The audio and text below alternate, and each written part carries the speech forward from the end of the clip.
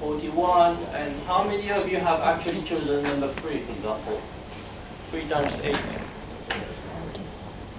Okay, that's a good sign.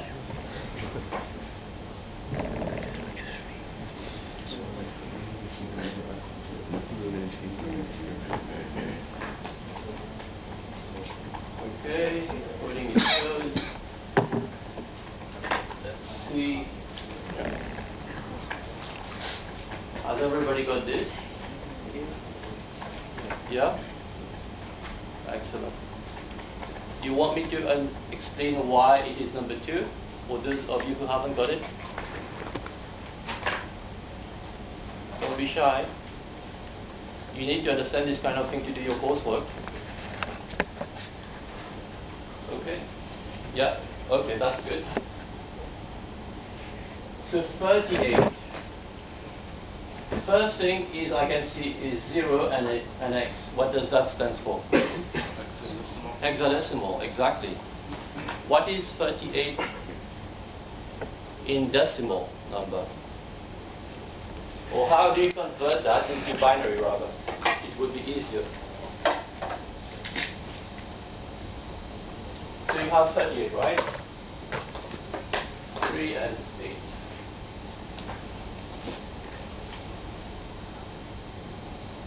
How can I convert that to binary?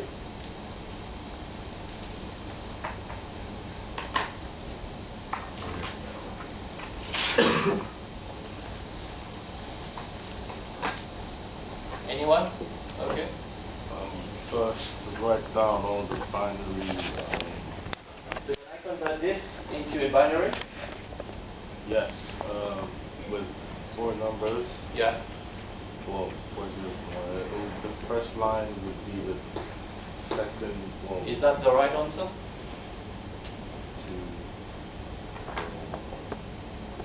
So Yes, 1, 2, 4, 8, right? Yeah. So you have answered your own question. That's good. This is free. Yeah? So that's how I got number 2 over there. Okay, let's move on. So I did use something else. Register 24. And then I had a 10 there. What does that mean?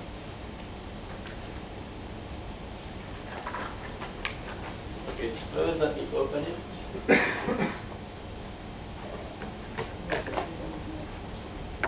Does it store the number of seconds for the delay? Is it used to store 24 numbers?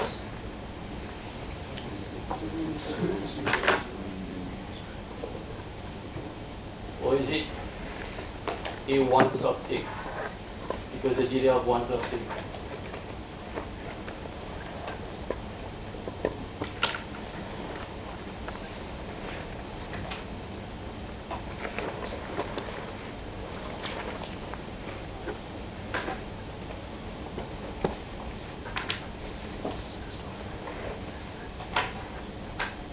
If you completed the lab last week, you would know what is R24. Let's see.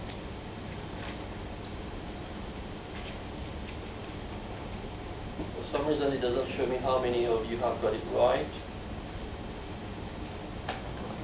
I hope you haven't chosen this one, 24 numbers, because it's registered 24. Okay. In the delay, I did use examples of using a stack, right? So what I did was to save R24, R17, R2, and R1, right? That was saving it onto the stack. But let's say I've done all those, I've gone through all that because of delay.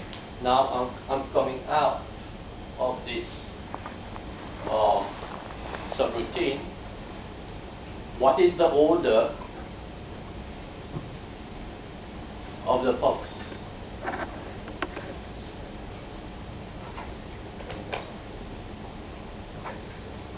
because again,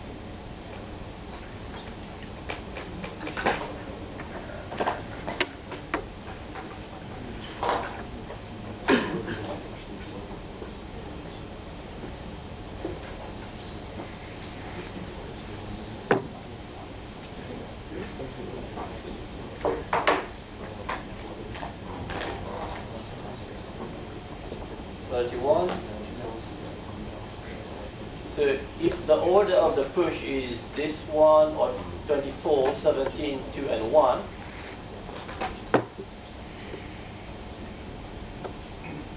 what is the order for the pop? Is it the reverse order? Is it the same order? Or it doesn't matter?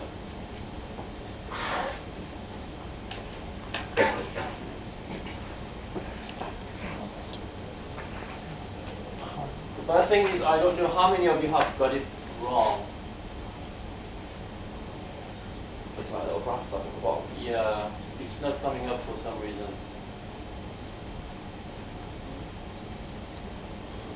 How many of you want me to explain this bit over here? Because I can't see how many of you have got it wrong. Okay, that's good. So, for a stack, it is the first in, last out, right? So the first in is what? The first in is 24. The second in is 17, and so on. So the last one that got in was 24. no, 24 got in first, right? Yeah. So. R1 got in last, right? Oh. So the first out should be R1. So it's just the opposite. So it's just the opposite of this order. So instead of starting with 24, we start with R1 or 2, and so on.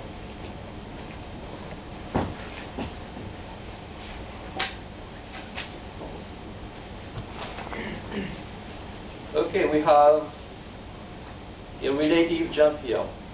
So this part was used to check the button. The bit 0 of port B. So if that bit was cleared, which means it was a low state, then it would skip that line to get out of this subroutine. Otherwise, it keeps jumping. But my question is, that jump here, what is it?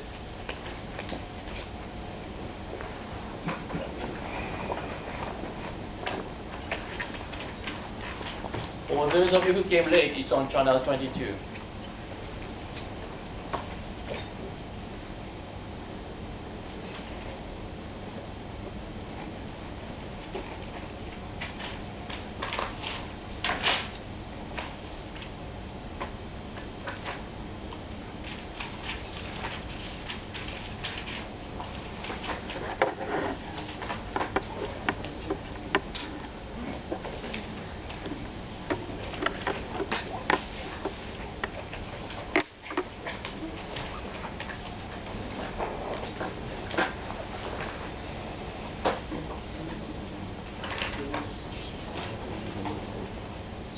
Does everyone knows here what is a program counter?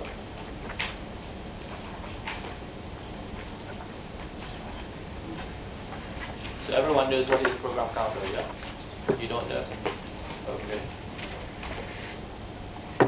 A program counter is this register that stores the address where I want to execute the instruction. So let's say you had lots of lines of code in the main program. My program counter says, okay, we are here. That's it. If I want to jump to a subroutine, then my program counter will jump to maybe here, which is my subroutine at the bottom of my code sheet. So it's like a special register that keeps the address of this where my instructions are kept. So the question is, do I need to add an offset to that address where it was already? So let's say the address was FFFF. Do I need to add something to it, subtract it to something? Or I load directly the address of the line I want to go to execute. 43.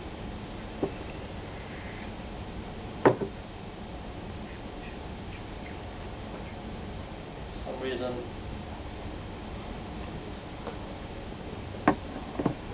Yes? Do you know what is an offset? No? So there is two answers here, mostly. This one is gibberish, right? This one says load directly the address. So that's my program counter. So if it was, I don't know. In my program counter, I had this address. This answer says, let's say I want to go to here, and this address is I don't know, F1 for example. It will load, it will override this one to make it F1 so that it jumps to this line. That's what my second answer is saying. My first answer is saying, if I have F8 here, I just add an offset, which means, let's say, I want to add 1 so that it goes next to next line. Then you would just add 1 to it. After that, it's B. So the offset is just 1 in this case, but it can be any number. Did everyone understand that bit? No? Okay. So let's say my program counter was at, again, the same number, F8. In the odd jump, okay, I don't load directly this address, but I kind of add something to the current address that I already have. That's what is an offset. Whereas jump, probably you load directly the address. That's it.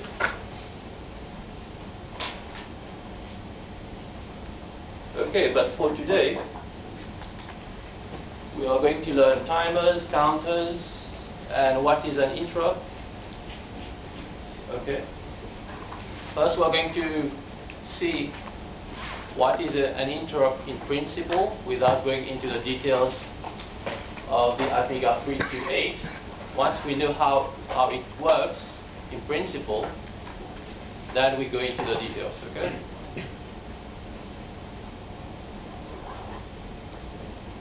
Okay, what is an interrupt? So, for example, I think I gave that example, but I'll give it again. I'm texting on my phone, and then I receive a call from, I don't know, Andrew, for example. My phone will interrupt my messaging and will say that I'm getting a call. So, my phone took an immediate action to do that. Okay? So that's an example of an interrupt, for example. So it can be triggered either by the hardware. So for example, in our case, in the Arduino case, it can be the button. Okay. Or by time. For example, I have a timer in my processor and the timer overflows. For example, I have a 16-bit timer, and the maximum value of that timer has been reached, which means F4F. So it goes an overflow, for example. Or I want an interrupt to be created when my timer matches the number I say, for example, F8, for example. I want an interrupt to be created at that time to be able to measure the time. Okay? So that's how interrupts works in general. But once an interrupt is created, okay, what happens is, let's say this is my main program, and this is the small subroutine that is linked to my interrupt. Let's say I was here.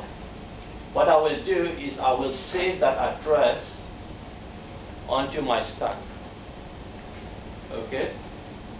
And then the global interrupt enable bit is cleared. Why it is cleared is so that other interrupts can't interrupt the one that I'm handling at the moment. Okay? How many of you remember where is that bit stored? In which special register is that flag stored? Status register. Sorry? Status register. Yes, exactly. Status register. So it will be cleared, and then the address of the interrupt vector, so for example here, it will jump from here to here, and then it will execute whatever I say it will execute. Either creating a data or whatever. Is that clear? So first you save the address where you were in the main program, then you clear the flag in the status register corresponding to the global interrupt, and then I load in my program counter the interrupt vector. For example here, I jump to here, and then I execute my interrupt service routine. When I'm done with this bit, now I need to come out of this routine, that interrupt service routine, okay? Now I can say that other interrupts can happen, so I enable it. And then my program counter, instead of showing me here, it will show me to this address so that I can come back to my main program. Okay? And the program resumes. Any questions on this? It's the same as return, but for an interrupt.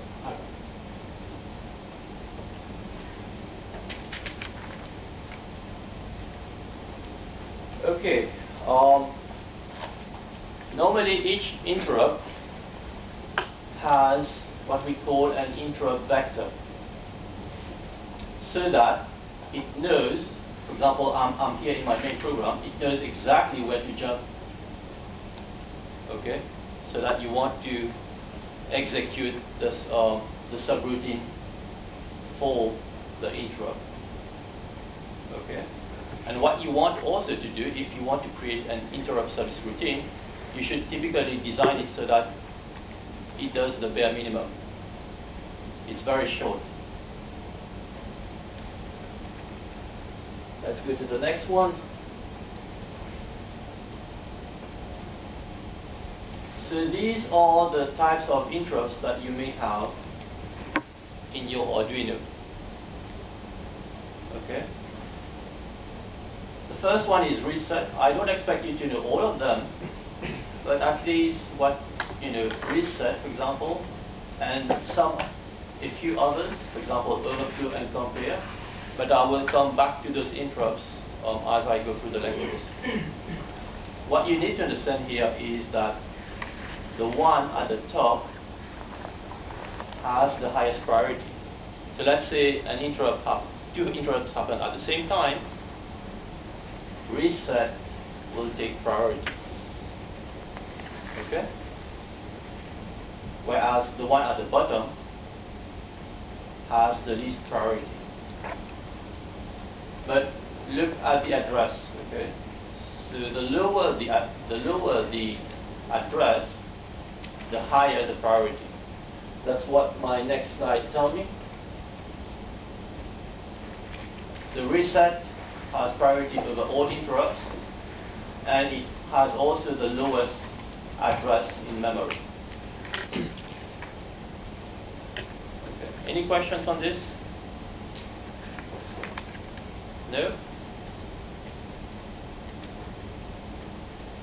Okay.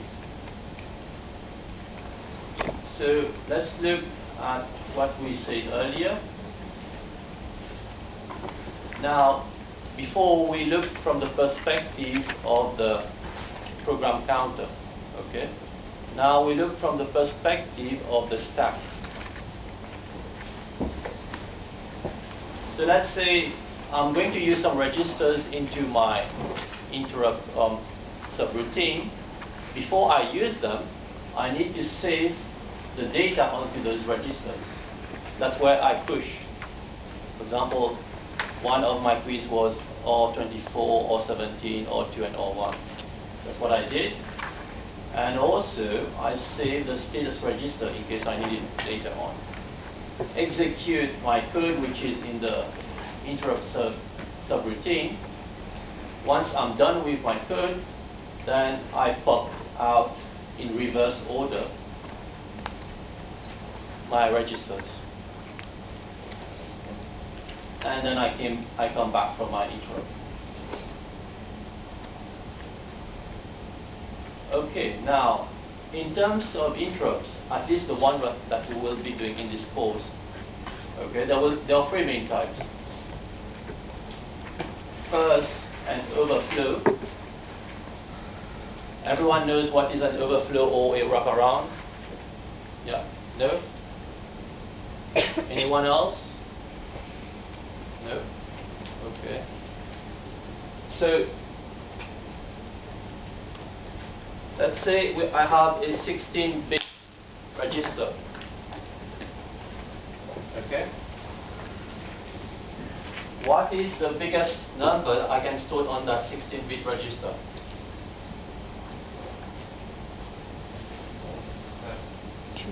Sorry? F, right? Is that correct?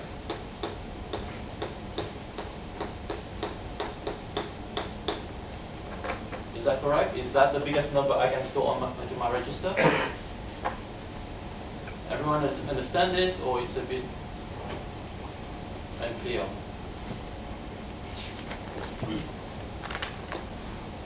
This is that 16-bit.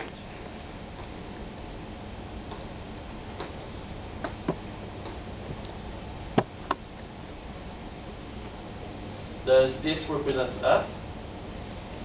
Yeah? So I have 4 again. So if I look at my register, that's what I would find into my register, 16 ones. Okay? So physically, it can't hold any number bigger than this, because then it comes back to all zeros, 14 zeros. So it's kind of an overflow.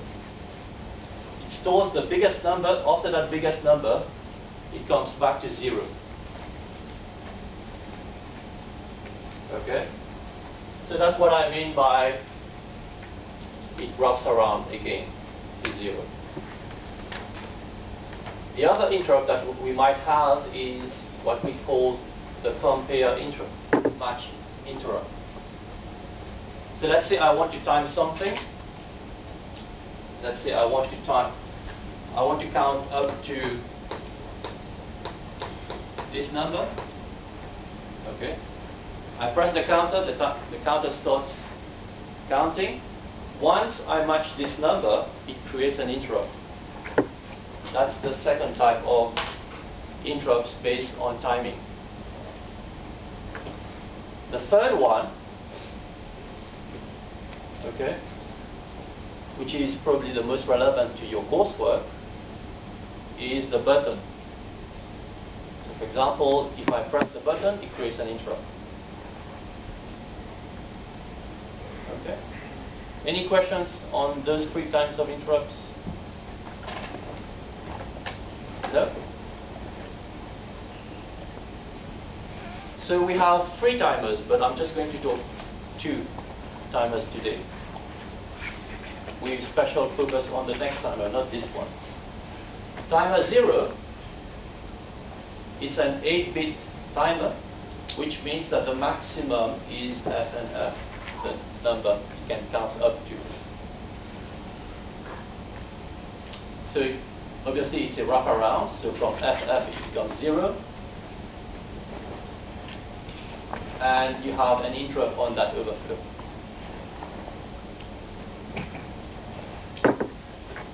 For timer 1, instead of being an 8-bit like timer 0, it's a 16-bit, which means that's the biggest value it can count up to. Okay. There are those 3 types of interrupts that I have just mentioned. First one is overflow, so from FF to 000. And then when, for example, I put a number in register A or in register B, so for example, if I put this number into register A, when the timer counts up to this number, it creates an interrupt. And the input capture, which is the button.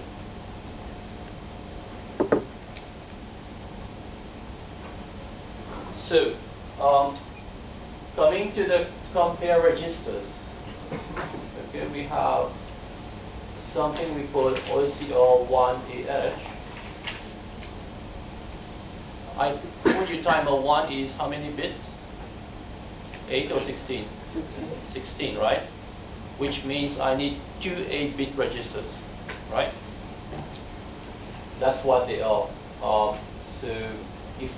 That's what we call register A. Both of them are register A, but one is for the high byte, and this one is for the low byte. Okay.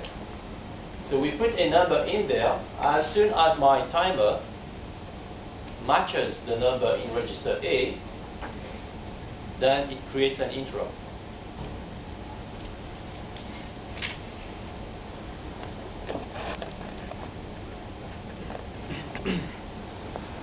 One example is,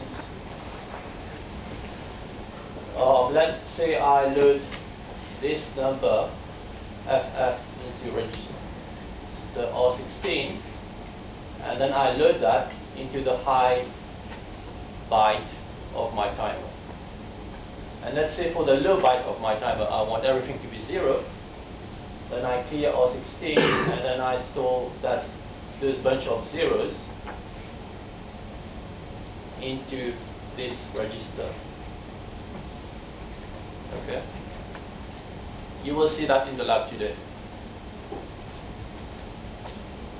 Any questions on this? Yeah. R16 is your lower byte, but which one is higher, like R17? Yeah, R16 is just like a temporary register. I put a number in there, and then I use that number, I store it into that register, which was previously is 8-bit. This is an 8-bit register. So you have the higher byte here and the lower byte. So R16 is just like a temporary variable, if you want. You load it onto this one. That's it. I could have used R17, but it doesn't matter. Okay, the next one is what I call the input capture register. What might this register? So the first thing, maybe I haven't mentioned this. If you look at this, there's a 1 there. That means it's for timer 1. Okay. And the ICR is for the input capture register. How about this one? What do you think this one is used for? These 2 registers are used for. So you have a high byte and a low byte. What can it be used for in the context of my intro? Any idea?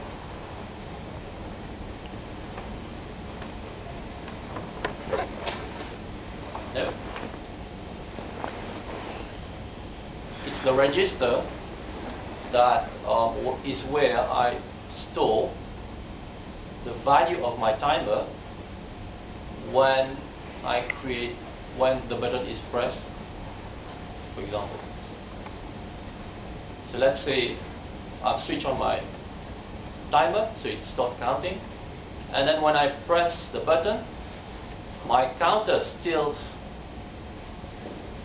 counts up to the biggest value, but the value that was recorded at that time of press, this is where the hardware put that value in. Okay? So I want to know this value because probably I want to know, for example, whether when I press, it was a short press or it was a long press, for example. So I need to know the value, the length of my press.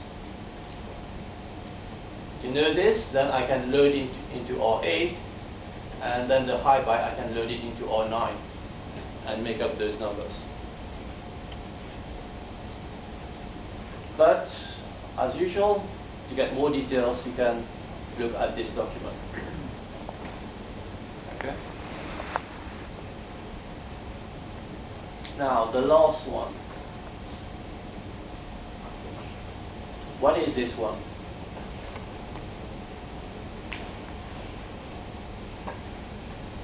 What can this one be used for? Anyone? Yes? This is for when you push something onto the register. I push something onto the register. Not maybe not this time. How about anybody else who would like to? Yeah. Is it for when you overflow? Sorry? When you overflow happens? No. My one question is, where is the actual counting happening? It's just this register.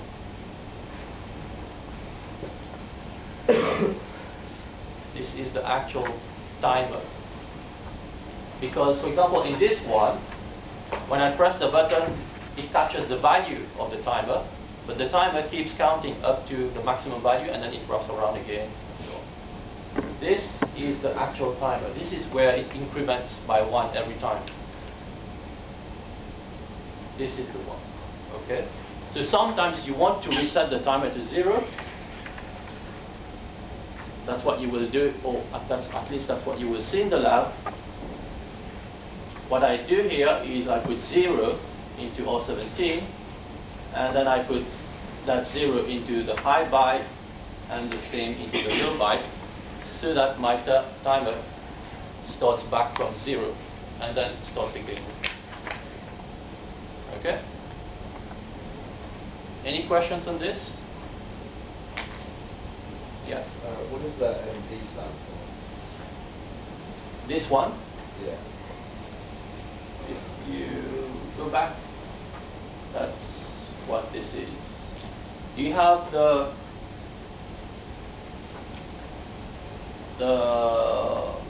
this document with you? I don't know the exact abbreviation of this, but you can find the exact abbreviation of this in the manual. But these two registers are actually where is my timer. Why does the timer need 2 registers? Why does the timer need 2 registers?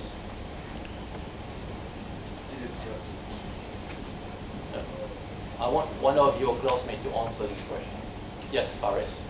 Because it's 16-bit, you need 2 registers called 1/8-bit and Yes. 1/16 register. Did you get it? Sure. Yeah. Because it's a 16-bit, both of these are 8 bits. So you need 8 bits and 8 bits to make a 16-bit number.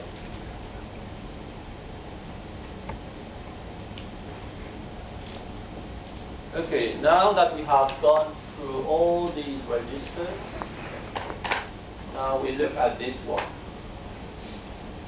Okay. We have this one and this one, okay, but at least in the context of this course, I will not go into this one and this one. I will just look at this one because that's where the most interesting things happen. It's the configuration of my timer. Okay?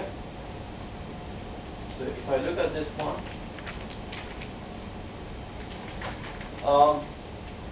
I have many information on this slide. For example, IC and C1. If I look back at my slide, it is bit 7. So this is bit 0, this is bit 7 of the register of this one. Yeah. So what I'm doing here, if I go back to my next slide, I'm setting this bit to be 1. Okay? And this one and this one, I'm setting those 2 bits to be 1 as well. So if I go back, I think it was this one and this one, was it? Yes. This one and this one. I'm setting all those bits 1, 1, and 1. The first one is easy. It's to do with the noise canceller. So how do I detect if button has been pressed, for example? Where's my dust? How do I detect that a button has been pressed?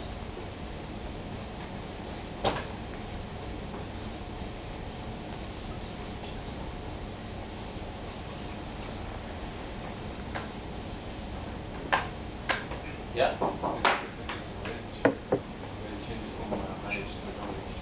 Yes. So normally I set it to be high, the input I want, and then when I press the button, it creates a low state, right? It creates something like this. It goes like that, right? But that's the ideal situation. Sometimes when you press the button comes off bounce a bit.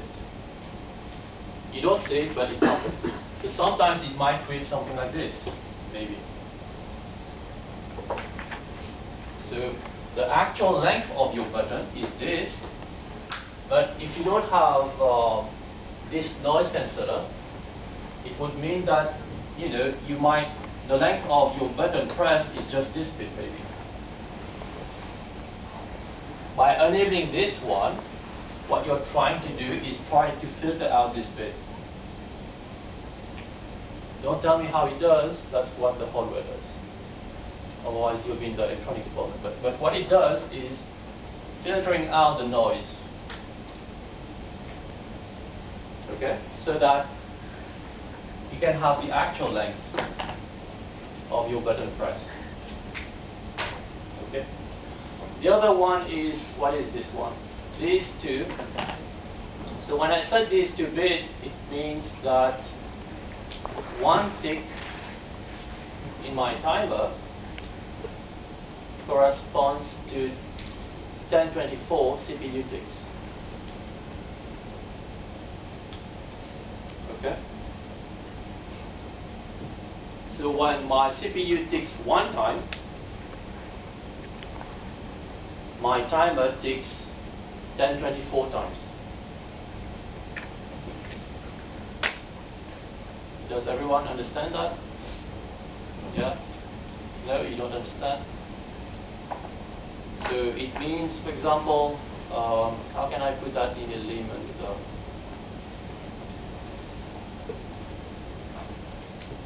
When I walk this distance, for example, I do that in 1 second. I do that in 1 second. How many of you have got Sky? No? There's Flash, the Flashman. You know Flashman? He runs very quickly. Yeah? He probably does 1024 times of that in 1 second.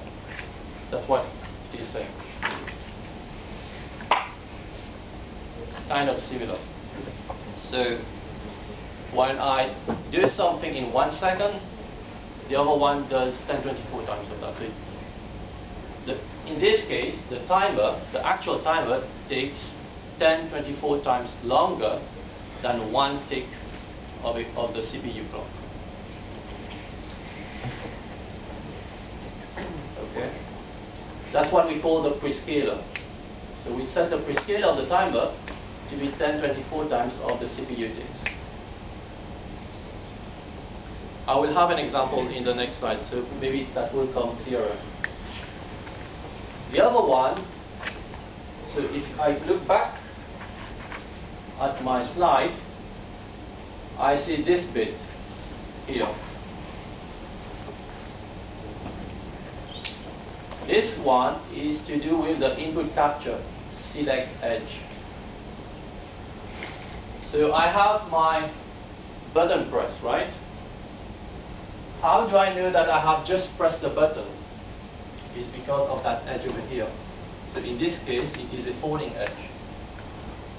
In this case, it is a rising edge.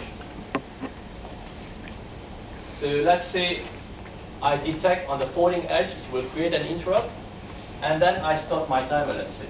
I reset my timer to be 0, for example.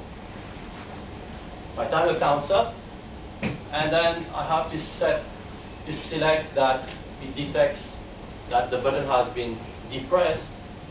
Okay, then that's how I can measure the length of my button press. That's how you can, for example, decode a dot from a dash in your Morse code, which is in your coursework. Okay.